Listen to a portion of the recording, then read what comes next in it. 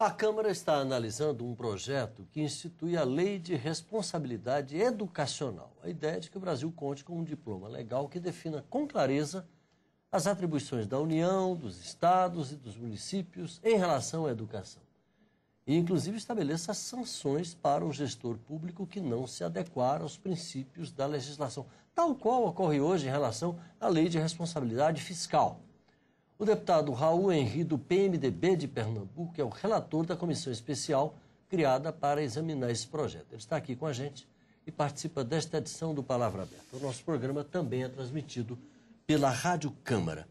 Deputado, por que uma lei de responsabilidade educacional? A legislação a respeito da educação que existe hoje já não resolve o problema?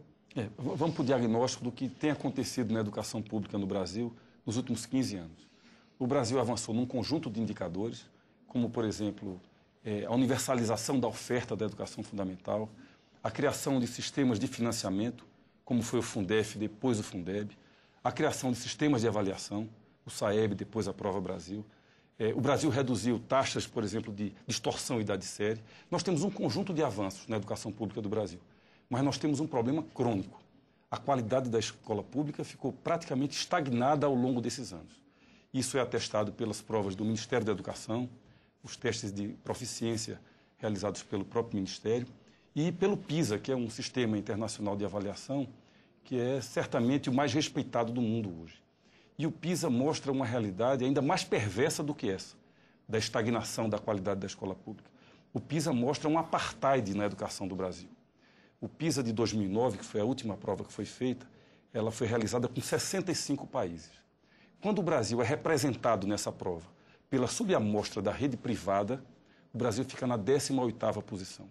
Quando ele é representado pela subamostra da rede pública, ele vai para a 59ª posição.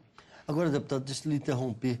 É curioso que isso aconteça num país em que a escola pública, há muito pouco tempo, quando eu falo pouco tempo, eu falo 50 anos, era a escola por excelência. As escolas particulares eram as fracas. A escola pública, que era a boa escola, a gente se lembra de exemplos como, sei lá, o Colégio Pedro II, no Rio de Janeiro, para ficar só num exemplo. Mas esse fenômeno da queda da qualidade é típica de todos os processos de expansão da oferta. Aconteceu em outros países, como nos Estados Unidos. Então, é natural. Quando a gente amplia, quando a gente expande a oferta, no primeiro momento, a qualidade cai. O que nós temos que buscar agora é recuperar essa qualidade. Então, como eu disse, nós temos um apartheid silencioso no Brasil. Ele é mais perverso por isso, porque ele é silencioso. A clientela da escola pública, os pais, as famílias que têm filhos na escola pública, eles não percebem a tragédia da qualidade da escola pública. E esse apartheid, ele permanece silencioso. Então, as instituições têm que assegurar esse direito de aprendizagem desses alunos. Por isso, a necessidade de uma lei de responsabilidade educacional que exija dos governantes mais do que a simples oferta da vaga, que exija realmente que esse direito de aprendizagem dessas crianças seja assegurado pela lei e pelas instituições. O próprio Ministério da Educação, através de seus diversos órgãos de fiscalização, apoio e acompanhamento, não poderia fazer esse trabalho se fosse bem aparelhado para isso, se tivesse técnicos treinados para examinar a situação e cobrar dessas escolas o que elas têm que entregar? Olha, na realidade, o Ministério tem um sistema de avaliação através da Prova Brasil, que já é uma prova universal para todas as escolas públicas do país, mas o Ministério tem muita dificuldade de coordenar a qualidade da escola pública, porque são 5.500 municípios aproximadamente. Ou seja, são 5.500 gestores de redes municipais, mais 27 governadores que são gestores de redes estaduais. Então é muito difícil para o Ministério coordenar a qualidade dessas redes. Então nós temos que ter realmente uma legislação que possa pressionar esses gestores a assegurarem a qualidade. Essa lei... Uma lei de responsabilidade fiscal. Exatamente, como uma lei de responsabilidade fiscal que mudou muito, mudou radicalmente a cultura da gestão fiscal no Brasil. Então, nós defendemos inicialmente, essa é uma ideia inicial que está sendo colocada na comissão, que essa lei tenha 3 grandes capítulos. O primeiro capítulo, para estabelecer definitivamente o que são as atribuições da União, de estados e de municípios, porque sem clareza das atribuições não há como cobrar responsabilidades. O segundo capítulo, que estabeleça definitivamente o que é o padrão básico de uma escola pública, quais são aqueles insumos que toda escola pública deve ter Isso já está previsto na Constituição, mas não foi regulamentado. E o terceiro ponto é estabelecer um sistema de metas que obrigue os governantes a também oferecerem qualidade na sua escola pública, e não apenas a vaga. Deputado Raul Henri, a comissão trabalha com um fato que parece que está na base dessa discussão, que é a questão da regionalização da educação. Muita gente fala disso, considerando-se as diferenças brutais que nós enfrentamos no Brasil. Quer dizer, você tem vários Brasis convivendo aqui dentro, todos misturados, e parece uma coisa homogênea que a gente fala lá, é educação no Brasil. Mas há as educações do Brasil, a gente sabe disso. Lá no seu Pernambuco tem uma realidade, principalmente ali no interior, que não tem nada a ver com a realidade, sei lá, de um estado do Sul, Rio Grande do Sul, São Paulo, etc. Como enfrentar isso daí com uma legislação única? Eu acho que isso vai no primeiro ponto da definição das atribuições. Nós defendemos que a União estabeleça definitivamente um currículo nacional mínimo, ou expectativas de aprendizagem, como alguns gostam de mencionar. Porque aquela criança que está no interior do Piauí, no interior do Maranhão, no interior do Amapá, ela tem o mesmo direito de dominar um conjunto de conteúdos básicos que a criança que está em Porto Alegre ou em São Paulo.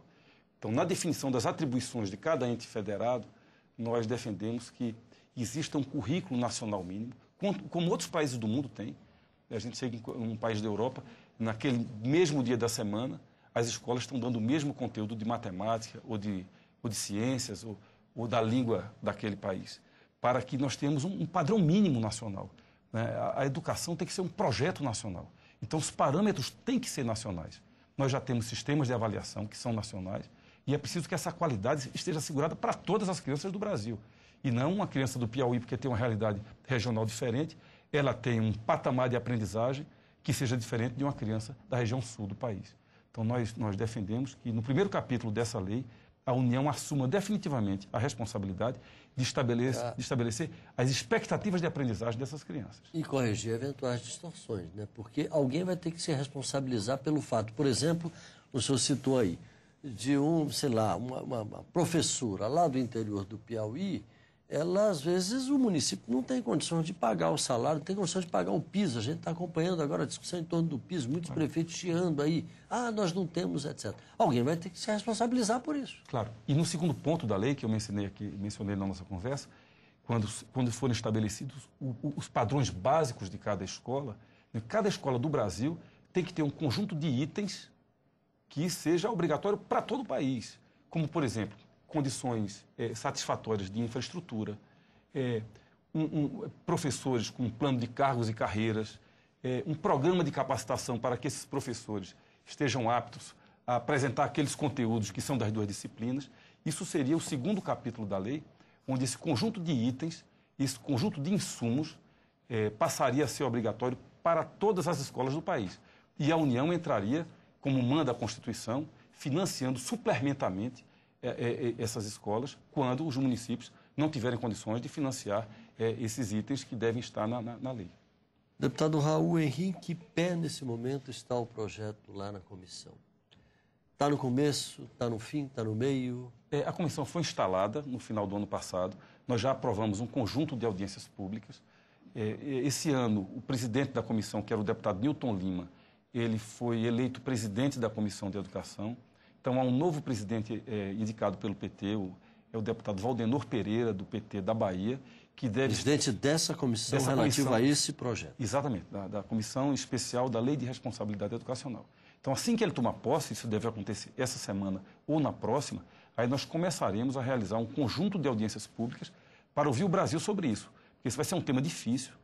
No terceiro capítulo da lei, por exemplo, quando nós formos cobrar responsabilidades de prefeitos e governadores sobre metas de qualidade, responsabilizá-los pelas metas de qualidade, certamente vai haver resistência.